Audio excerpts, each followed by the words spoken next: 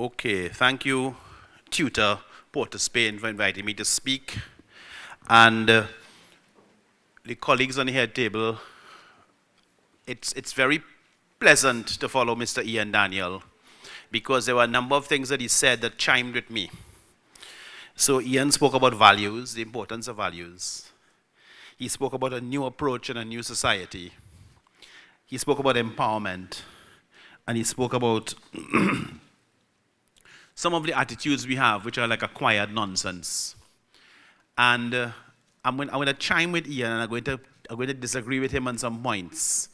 I will start off by saying that, in fact, education, which is the business you're about, education is a really important concern as a developing society. I regard myself as an educated person, and the main feature of that is that I know it's not finished. Every day I learn things, and you have to keep on learning and encountering new ideas and new perspectives. I am not a product of the prestige schools, so I didn't go to St. Mary's and Fatima and QRC and none of that, presentation and none of that. I went to government secondary schools, I'm very proud to say. I went to San Fernando Sec, which is Mod Sec, for my first 2 forms. I went to Digo Sec for Form 3, 4, and 5. And my A-levels were at Polytechnic.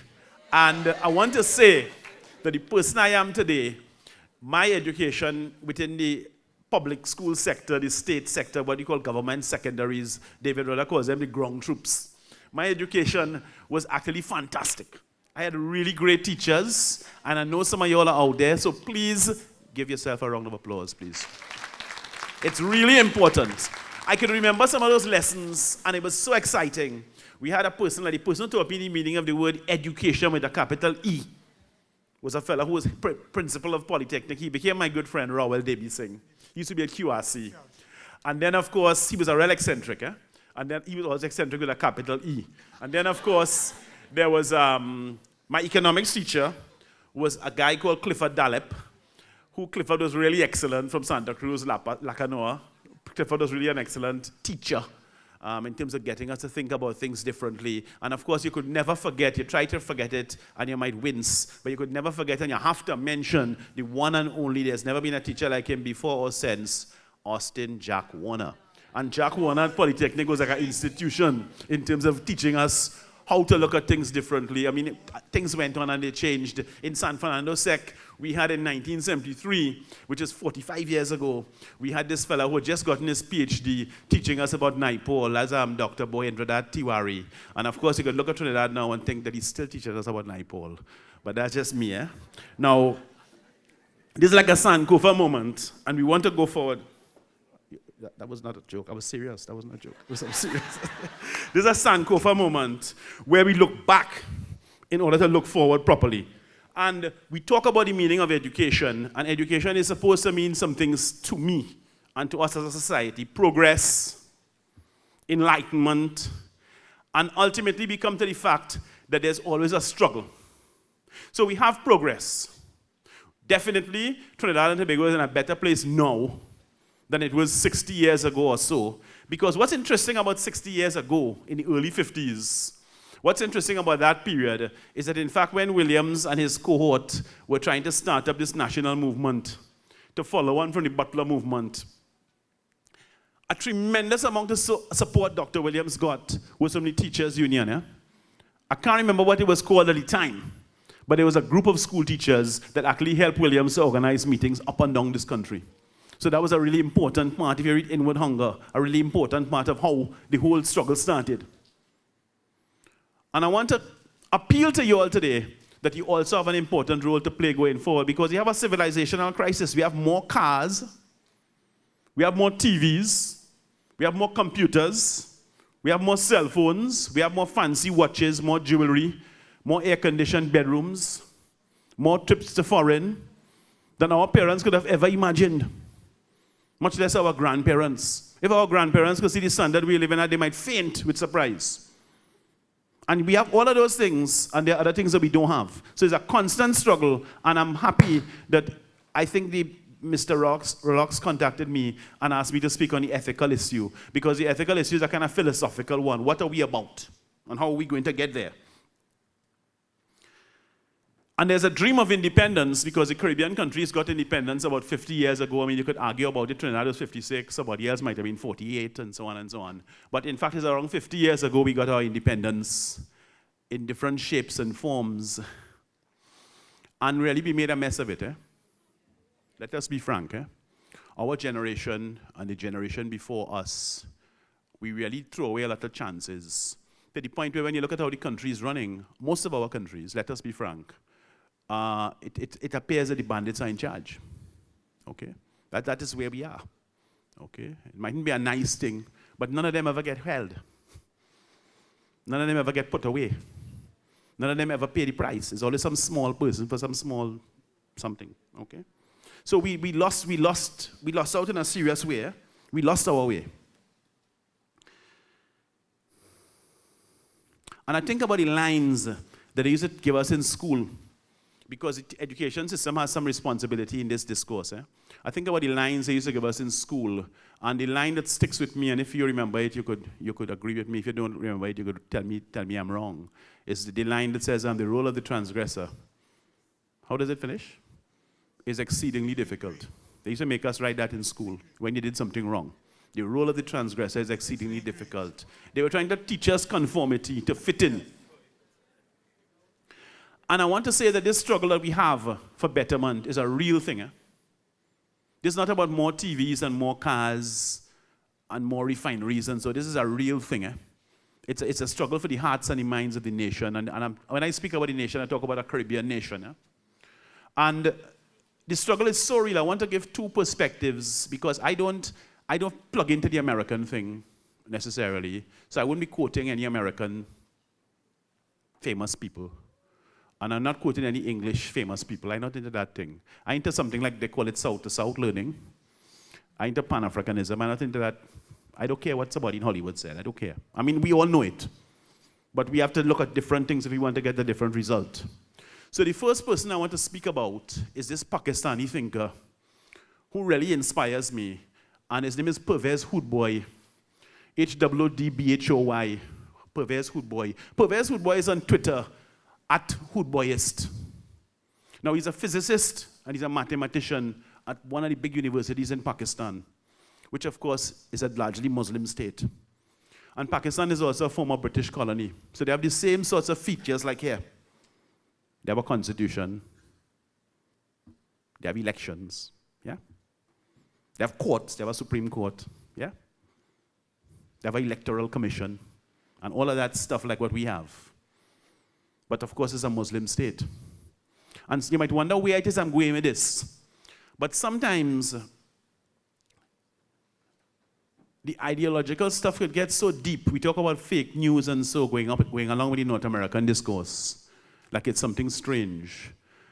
But it could get to the point that in an academy where you're teaching physics and maths, which are supposed to be objective subjects, the teachers in there so committed to their religious ideals, they're teaching the children stupidness. They're not teaching the children any facts anymore. Okay, and this is what Pervez Hoodboy is fighting against. And he has some really beautiful things on Twitter. He put something up yesterday that really got me thinking, and I thought I would bring it today for you all. And he was making the point, which he makes repeatedly to young people, and I'm putting it there for your consideration.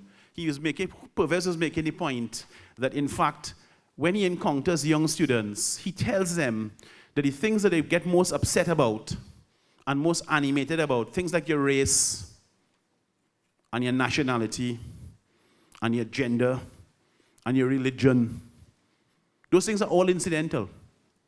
You didn't pick your race. Most people in the room probably didn't pick their religion. I didn't pick my gender. It's all incidental. But we get ourselves so hooked up into it that we're unable to look at things differently. And we need to actually understand the role of human choice. This becomes a philosophical discussion, the role of human choice in making progress. It's not a small thing. So Pervez Hoodboy is somebody whose work is worthy of consideration. I spoke earlier on about the fact that the struggle is something worth fighting for betterment, and I want to talk about what that betterment means, because we're dealing with humanity and the fate of humanity and the fate of the Caribbean society. And there's a sort of a world-weary perspective that says that, in fact, it can't get any worse, it can only get better, and so on and so on. We could get kind of hard-bitten and just talk about the world that way. And I want to say to you all, and I'm going to tell a fairly grim story, but everybody here is adults. I want to say to you all, it could get worse. And I want to take you back to 1992. And back in London, we had something called the Africa Liberation Committee, which I was a PRO of. And we used to have these meetings to support groups on the continent that were trying to get democracy going. There was a struggle in Nigeria with trying to get General Obasanjo out. And at that time, there was a struggle in Kenya trying to get Daniel Arap Moi out. And the group we were supporting at that time was called Moi Kenya. And the head of that group is a Nobel Prize-winning author called Ngugi wa Thiong'o, which some of you literature teachers may know about Ngugi. And one of the people, there was a military dictatorship, really rough. And one of the people from that group came to London under a kind of disguise. He was a teacher. So he was a primary school headmaster, and he got some kind of scholarship to study something for a year from the Kenyan government. So he went abroad, he came to London and identified himself to us. So we organized a meeting for them at a community center, mostly African Caribbean people. I was chairing the meeting. I will never forget this. So the guy is one of us. I mean, ideologically, look at the world like us. He's read the same books, talks English, because Kenya is a former English colony and so on. And we introduced him, and we tried to support them to get elections in Kenya, get an electoral list, get the military dictatorship out.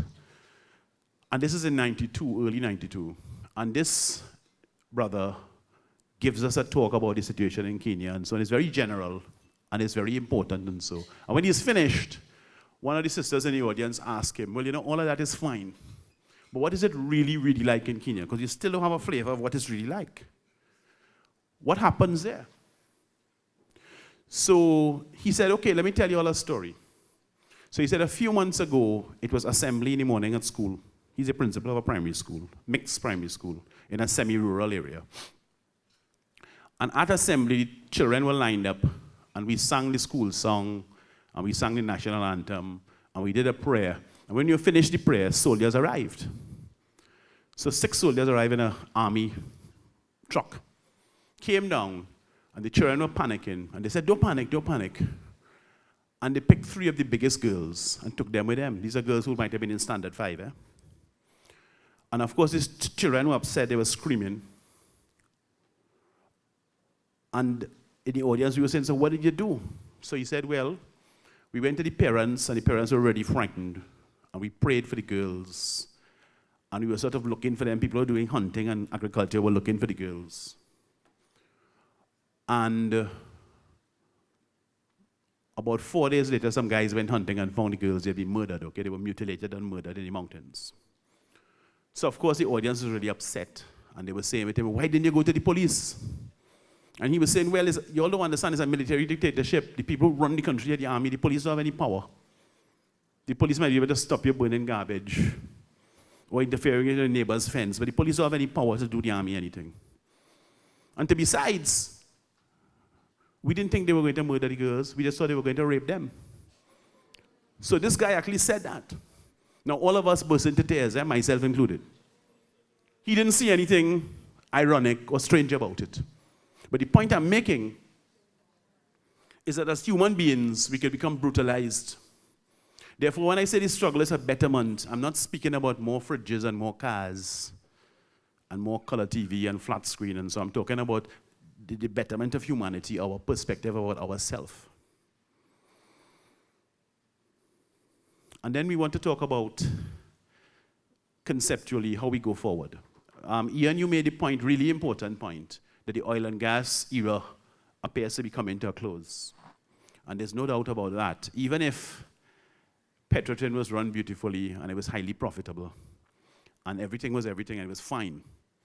And even if oil was $150 a barrel and Trinidad's treasury was full of money, the oil and gas era is still coming to an end because of global warming and environmental change and energy efficiency, and so it's coming to an end, okay? So you're absolutely right. And one of the concepts I want to deal with in terms of going forward is that we have to look at the alternatives of how we develop the society, which Ian also touched on. So we're dealing with what happens next. And therefore, I'm going to take you through two issues that deal with what happens next. The first one, it was really heartbreaking listening to President Dudai. You were speaking at the beginning, and you were speaking about the difficulty in getting resources for the schools, the toilet paper and the $152 that went down to $107 and all of that stuff.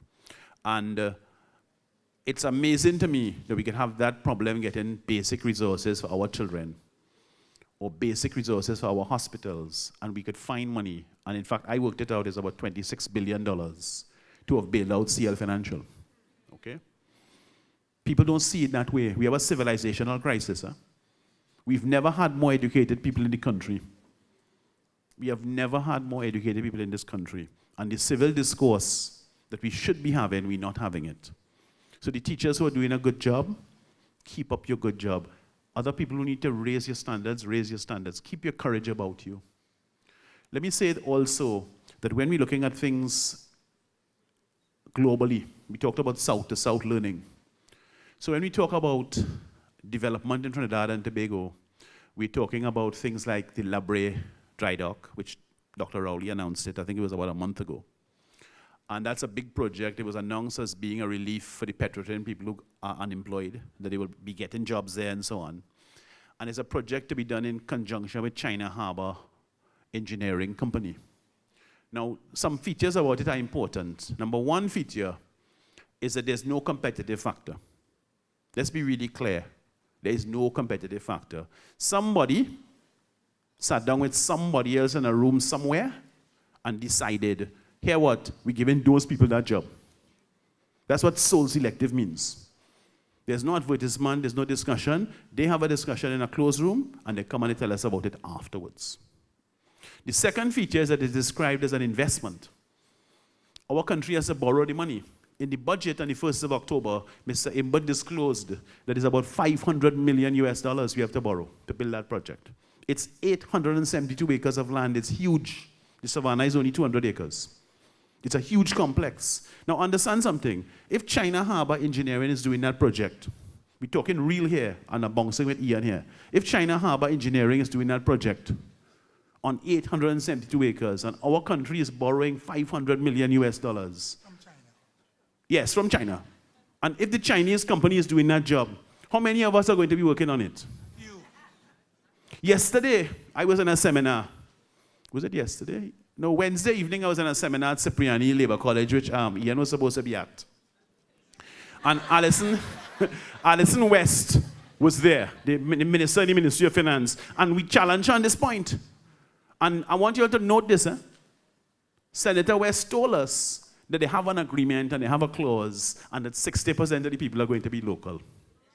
Now, quite frankly, and I said it at that time, so I'll repeat it now, I don't believe it. I don't believe it.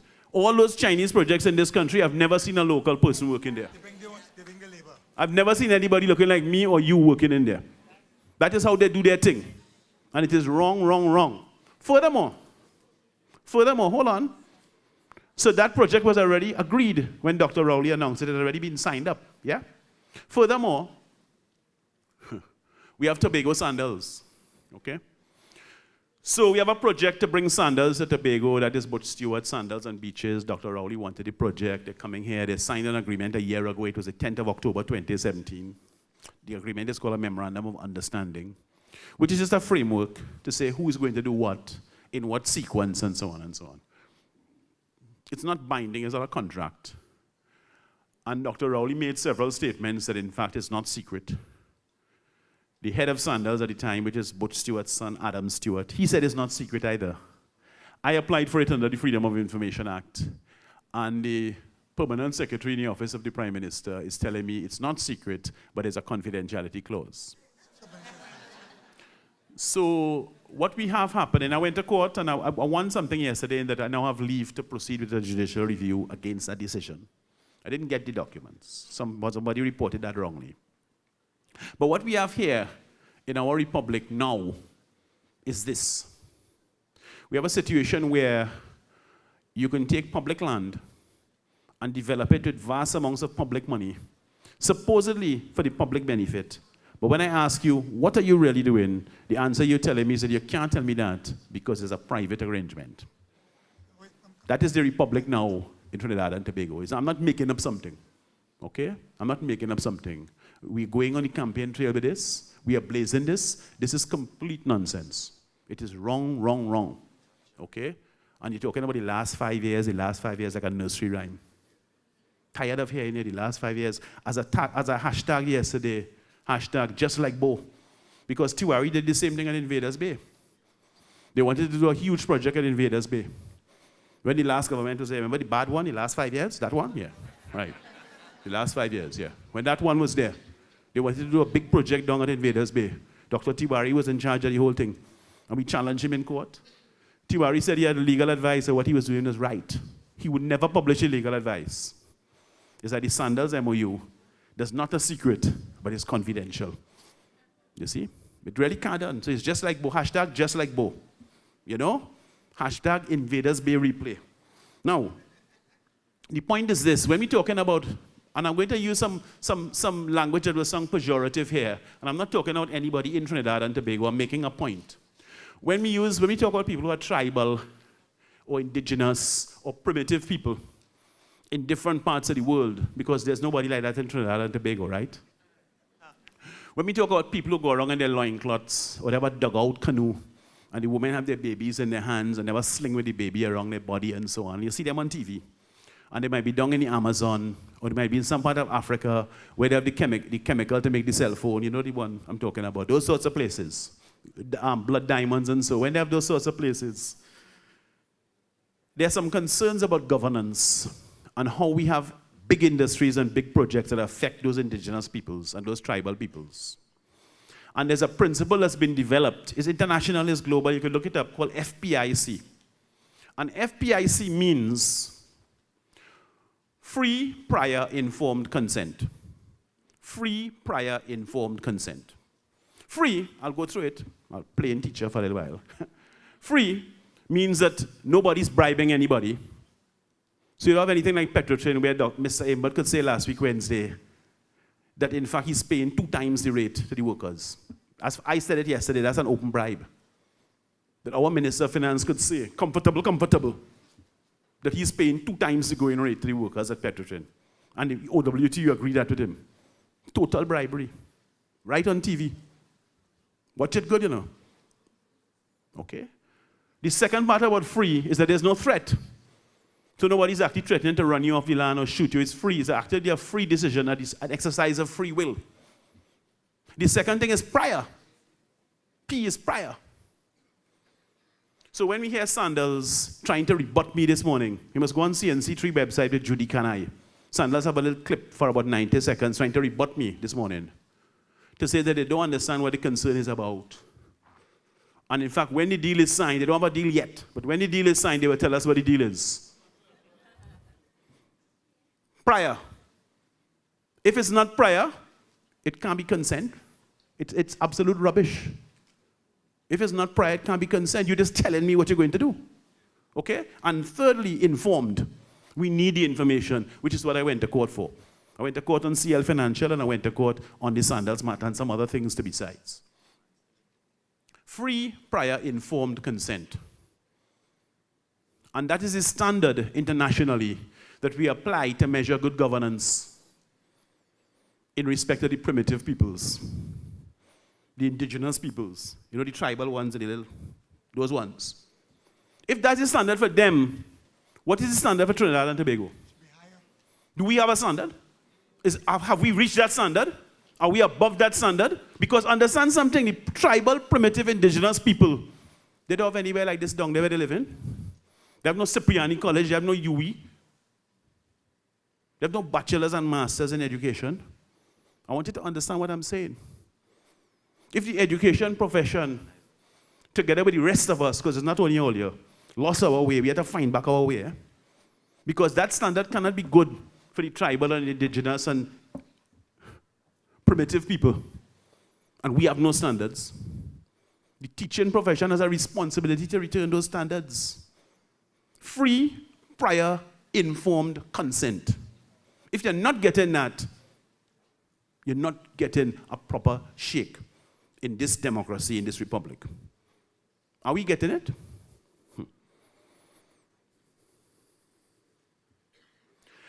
The last thought I want to leave with you is a thought about benchmarking.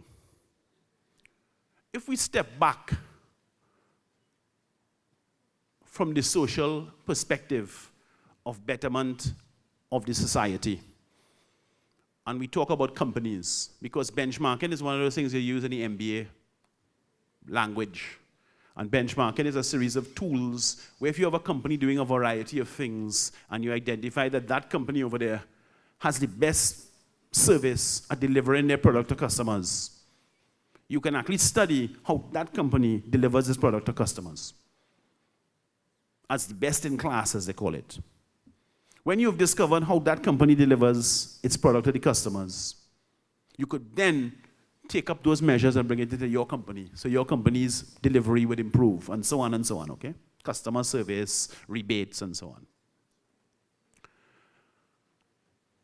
And what I want to say about the leading companies in the world, the sort of top 10 companies, any industry you want to take, whether you want to call Shell, or IBM, or Apple, or Google, or Netflix, or British Airways, the top companies in the world, what is interesting is that all those companies, if you engage the literature, the essays that the leadership in those companies have, when they talk about how did we get here, how did we wipe out the competition, how did we get to be the best in our industry, how did we prevail?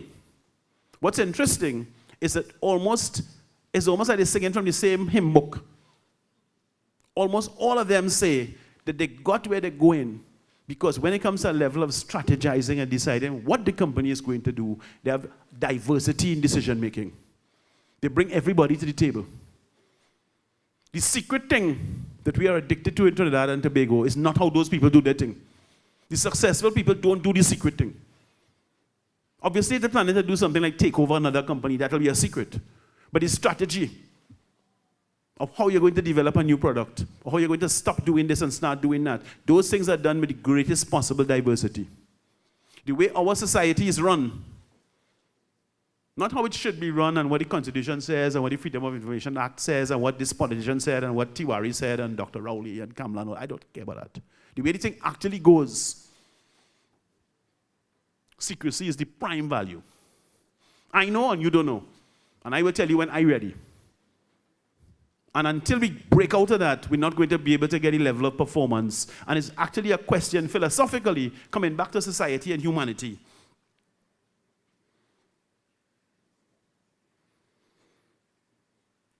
It's a question of trust. The leaders don't trust us.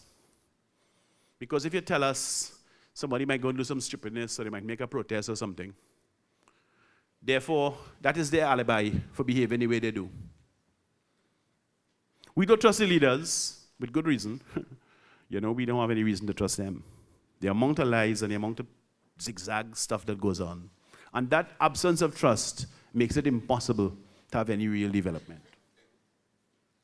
The teachers need to continue their great work. I certainly benefited from it. I believe we need to embrace some international perspectives. I mentioned Ngugi wa Thiong'o from Kenya, and I mentioned Pervez Hoodboy from Pakistan, and there are other South-to-South people we need to embrace. I'm not interested in Hollywood. Hollywood can't give me any values. Sorry. Cable TV can't give me any values. I don't watch TV. Try it. Try it for a year. I don't watch TV. So on that note, thank you.